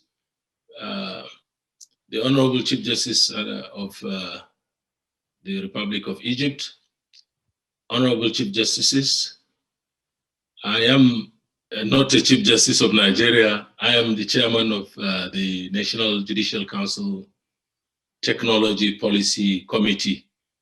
And when I received this invitation, and it was to do with electronic justice, I thought it was proper for me to lay on the table for just 2 minutes an idea that the forum may find useful. And from the start of this event and the speeches, I've been emboldened even further from the very incisive and foresightful speech of the President General Assisi to the Chief Justices and other interventions. Now, the idea is this. Already Egypt has placed the idea of a cooperative endeavor for all the African judiciaries on the front burner. There is a website for sharing information, etc. The idea is technology doesn't come cheap, and as we go on, judiciaries must need to leverage technology for their discharge of their functions. What about now exploring a situation or a platform or a method whereby we help each other in doing that, in terms of software development, in terms of training, in terms of best practice sharing, etc. I've been involved in this thing now for nearly a decade, and I know there are so many areas where a lot of costs can be saved, and I'm sure judiciaries all over the world are not the best funded of institutions. So is this idea I want to place for consideration at this preparatory meeting, so that at the actual high-level meeting, this could be exploited. We have already started on something like that with other bodies, and I'm sure the Chief Justice of Namibia here knows about it. Zambia was involved in it. So it's something that can be useful. we are replicating resources all over. We are replicating, paying for the same thing across the African continent by judiciaries. So why not, particularly leveraging open source software, pool our resources together, share ideas in development, in refinement, in bug fixings, so that going forward, we really all can afford a robust this thing. I had the intervention from Libya. It was very obvious to me. And then when I had Algeria, you could see that even at that regional level, there could have been some hand-holding and things bettered for both the judiciaries. So this is the idea I want to put forward. I don't want to take the entire 5 minutes allocated to me, but this is an idea worth thinking and it may be carried forward. Thank you very much, my lords. I'm very grateful for the honor. Thank you very much, you. Chief Judge Kashim. I will definitely will be taking your suggestion forward. This is what we stand for in our corporation. Now the floor goes to Benin. Merci, mesdames et messieurs les juges en chef des cours constitutionnels suprêmes ainsi que des conseils constitutionnels d'Afrique. En ma qualité de conseiller à la Cour suprême et de secrétaire général, j'ai l'honneur de m'adresser à vous à la demande et au nom du président Ousmane Batoko, premier président de la Cour, qui malheureusement empêché, m'a chargé de vous transmettre toutes ses salutations et toutes ses amitiés.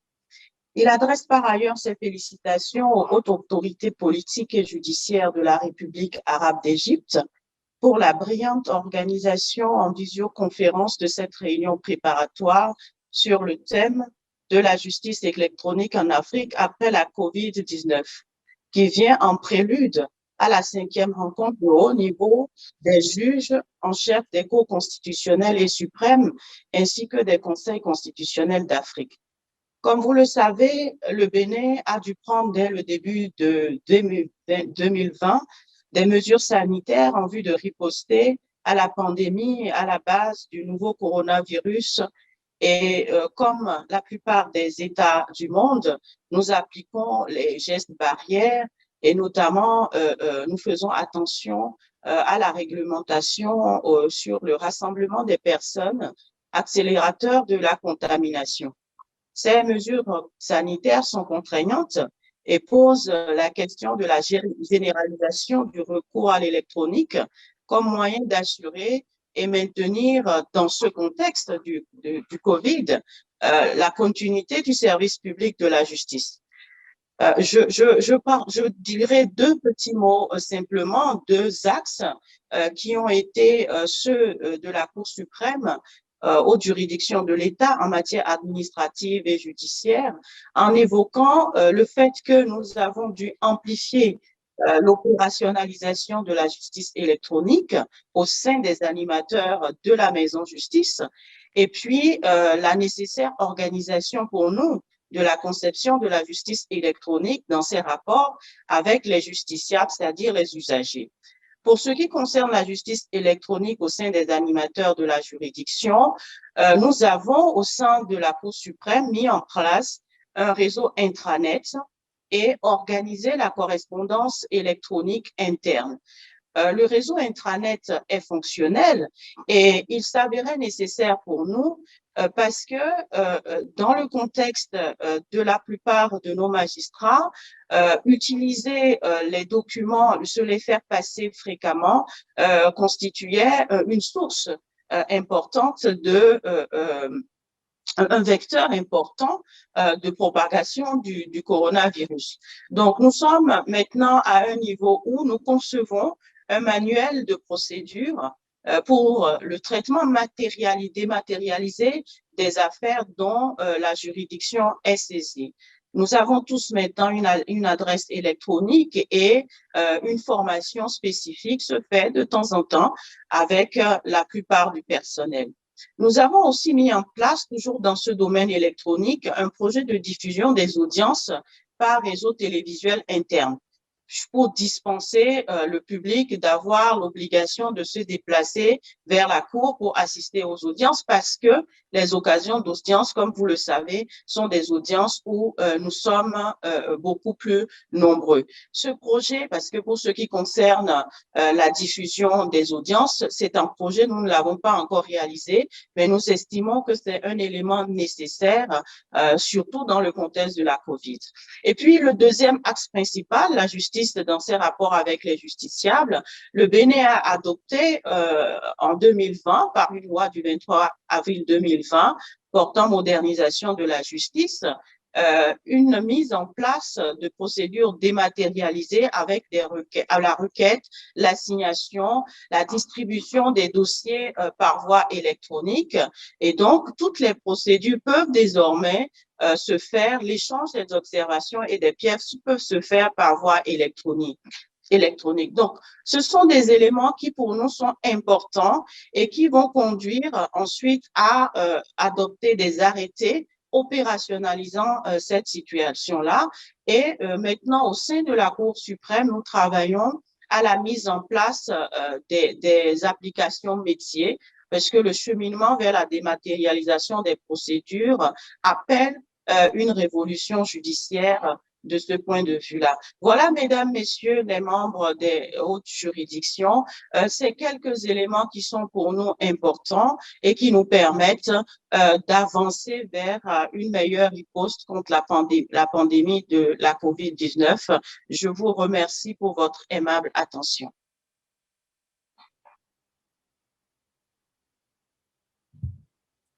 Thank you very much, very informative.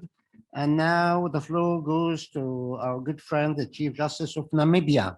I would like at outset to convey my sincerest appreciation to the leadership of the Supreme Constitutional Court of Egypt for inviting me to participate in this virtual preparatory meeting, and more so for having granted me an opportunity to make a few remarks at this important meeting. Your Excellencies, Chief Justices and Presidents, dear distinguished invited guests, the year 2020 was an extraordinary and difficult one. The pandemic has taken a great toll everywhere, and our thoughts and prayers are with all those who lost family and friends to the virus. Undoubtedly, if it was not for the outbreak of the pandemic and the measures introduced in response to the public health advice to curb the further spread of the virus, we would have been honored to meet in person today in Cairo. I must, however, note that despite this predicament, the defaulting alternative, which is virtual meeting, had made it possible for us to attend to our task today. This alternative may well transform how to conduct our daily business now and in the future.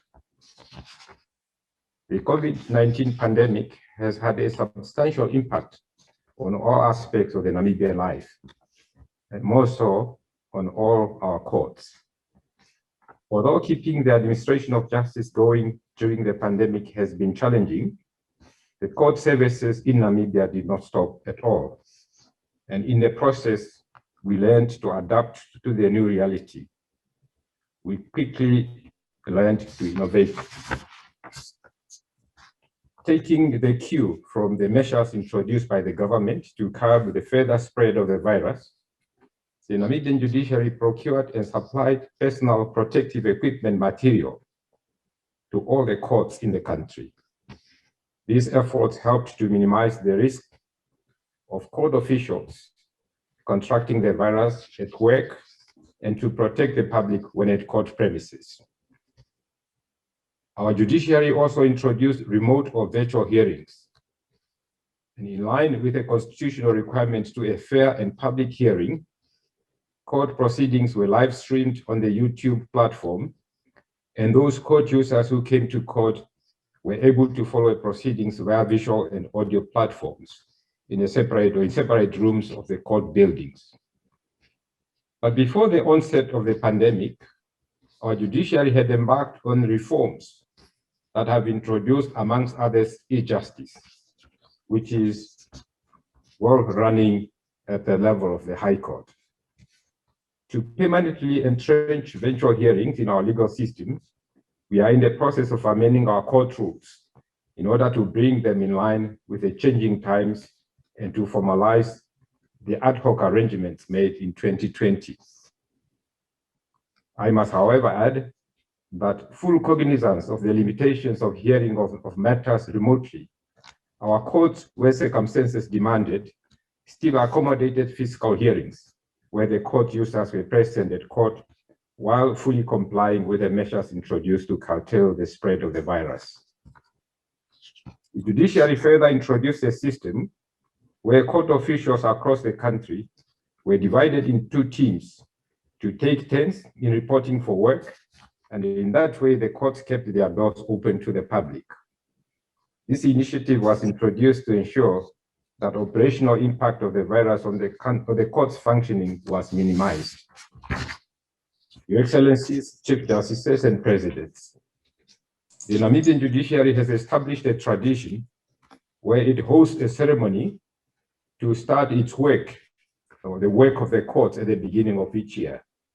We call this opening, or this ceremony, the opening of the legal year. This ceremony has become a permanent feature on the national calendar and presents an opportunity to reflect on the state of affairs of the judiciary. On this auspicious occasion, in my capacity as head of the judiciary, I share with the nation the developments, successes, and challenges, as well as the programs we intend to execute in the future. This year, for the first time in the history of the Namibian judiciary, the opening of the legal year was virtually launched.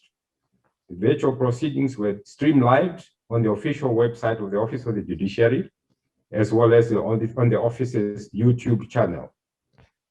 This initiative was undertaken in support of the much-needed efforts and actions introduced to curb the further spread of the COVID-19 pandemic. In conclusion, I wish to take this opportunity to thank the leadership of the Egyptian judiciary under the stewardship of the Honorable Chief Justice Said Marai for having given impetus to this forum and for ensuring that the preparatory meeting this year go ahead as far as practically possible, despite the prevailing circumstances. With these remarks, I equally join speakers before me in wishing you fruitful deliberations in preparation of the upcoming conference. I thank you. Thank you, Chief Justice. Very kind of you. Now, the last requested intervention from the Vice President of the Supreme Court of Mali.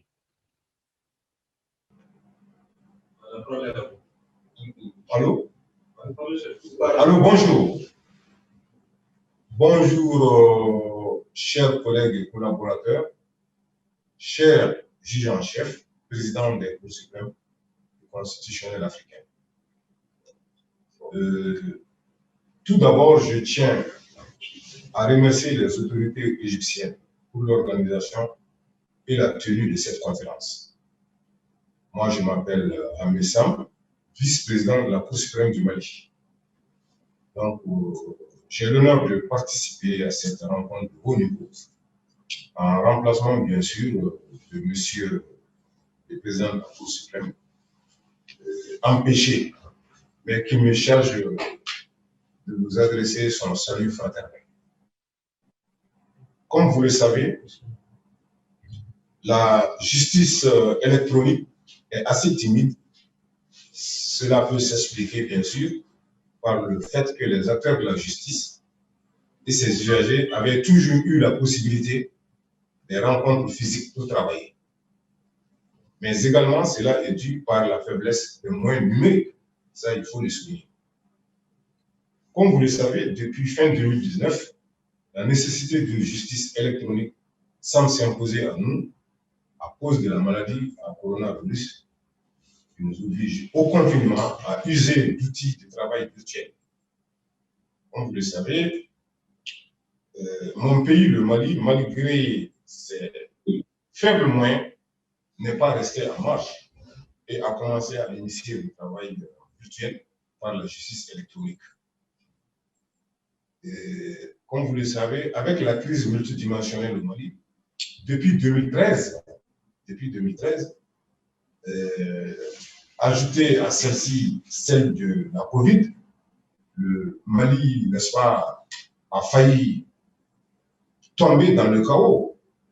Mais grâce à la conjugaison des intelligences et des efforts des uns et des autres, n'est-ce pas, cette tendance a été plus ou moins inversée. Mais quand même, ce qu'il faut retenir, c'est que cet équilibre reste très fragile. Comme le disait l'autre, à quelque chose, malheur est bon.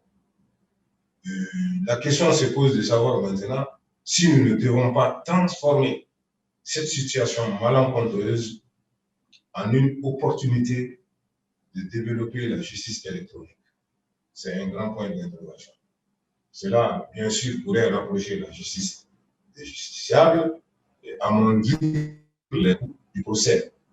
Et cela pourrait également lutter efficacement contre l'insécurité de tout genre. C'est pourquoi j'en appelle à la réflexion des illustres collègues et collaborateurs que vous êtes et souhaite une bonne réunion préparatoire. Présentant bien entendu les compliments au nom de la haute juridiction du Mali, que ce soit la Cour suprême ou la Cour constitutionnelle, mais également au nom de tous les magistrats du Mali, veuillez croire à l'assurance de ma très haute considération. Je souhaite plein succès à ces assises. Je vous remercie. Thank you very much. I think we have almost very close to the conclusion of our meeting this morning. 2 hours have flown very fast. And based on the discussion we have been having this morning, we highlighted the importance of electronic justice and digital transformation to our courts and judicial systems. And we have seen from the presentation made that some of the African countries are more advanced than others, but we all have to work together to improve the condition of digital transformation in our society. In Cairo meeting, we are committed to do so in collaboration and cooperation with all of you. And we do expect that the next Cairo meeting in June will be focusing to a great extent on electronic justice as one of the challenges that facing the African judges at the current era after the COVID-19 spread over the entire world and Africa. Anyhow, at the conclusion, the General Secretariat has been taking notes of the discussion we have conducted and has prepared a final statement of our meeting, which I'm hopeful to share it with you later on today by email. The main points of the statement, which I'm going to read to you, was attended by Chief Justice, Senior Justices, and of Constitution Court, Supreme Court's Constitution Councils from almost 40 countries. The honorable participant recognized the unusual circumstances in which the virtual meeting was held due to the strict restrictions imposed by the coronavirus pandemic, which has affected all countries in extraordinary and once unthinkable ways, especially in the realm of communication and international cooperation. As such, the participant acknowledged with appreciation the efforts exerted by the government of the Arab Republic of Egypt under the leadership of His Excellency President Abdel Fattah al-Sisi to support the annual holding of the Cairo high-level meeting under his auspices since 2017, even under the current exceptional and challenging conditions. The honorable participants also valued the effort exerted by the Supreme Constitution Court of Egypt and the General Secretariat of the Cairo meeting to organize the meeting yearly and effectuate its institutional status in accordance with the relevant decision taken in previous meetings. The virtual meeting of today discussed a number of critical issues, including the main challenge confronted by African judiciary since the outbreak of COVID-19 pandemic and future of electronic justice and digital transformation. In this regard, the honorable participants affirmed the importance of enhancing cooperation between African countries, as well as with the international community at large, to overcome the imminent challenges posed by this global pandemic. They further affirmed the necessity to enhance governmental effort to advance digital transformation of the justice system in an effective and competent way.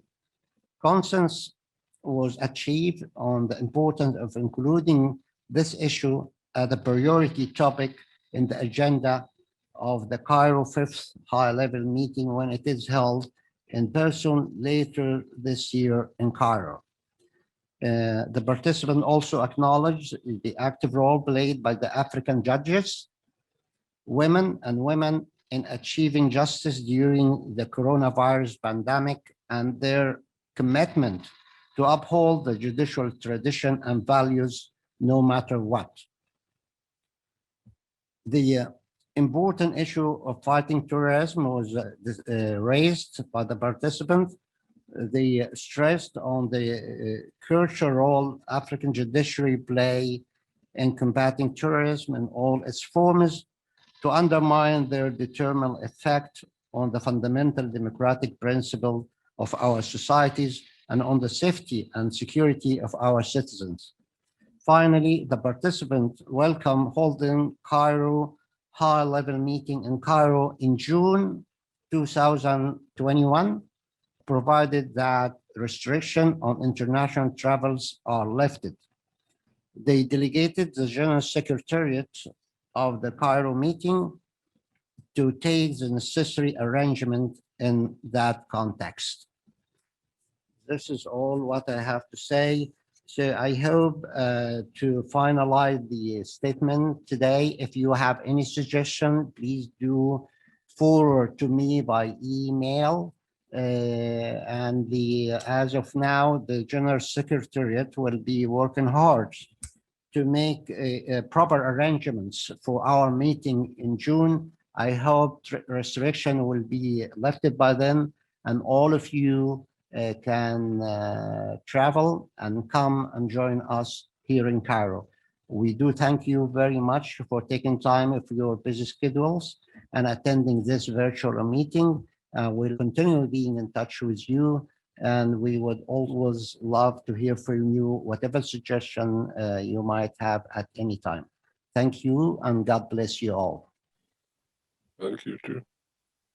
I extend my greetings to all my friends whom I see on the screen. Sorry, I look forward to seeing all of you in Cairo. I hope you can make it and come and join us. We are waiting for you. All the best, and God bless you all. Thank you. Bye-bye. Thank you.